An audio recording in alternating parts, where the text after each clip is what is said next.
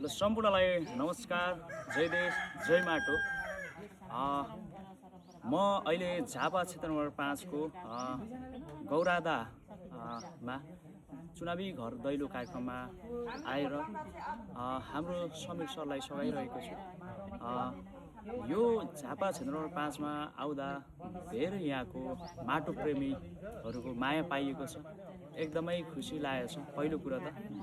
र अब मैले धेरै भूमिका बानिन भिडियोमा के बोल्न गएको छु भने सम्पूर्ण युवा साथीहरूलाई, सम्पूर्ण झापा क्षेत्र नम्बर 5 का आमाबुवा दाजुभाइ हैन जेनजीहरूलाई एउटै मैले कुरा सधैँ भनिरहेको छु।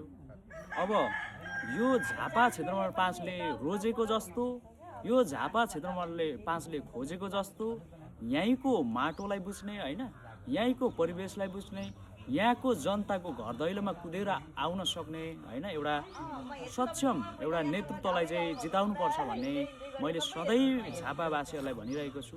र यसै क्रममा हाम्रो श्रम संस्कृति पार्टीबाट हाम्रो समीर तामाङ सर हुनुहुन्छ हैन, जुन चाहिँ माटोलाई माया गर्छु, यो देशको हैन सार्वभौम स्वाधीनताको रक्षाको निम्ति चाहिँ उहाँ हैन माटोसँग सधैँ कटिबद्ध भएर लड्छु माटोको निम्ति भनेर उहाँ जसरी घर दैलो कार्यक्रममा आइराख्नु भएको छ। धेरै झापावासीहरूले हैन उहाँलाई चाहिँ अबको अन्तिम विकल्प माटोको रूपमा चाहिँ लिइराख्नु भएको छ।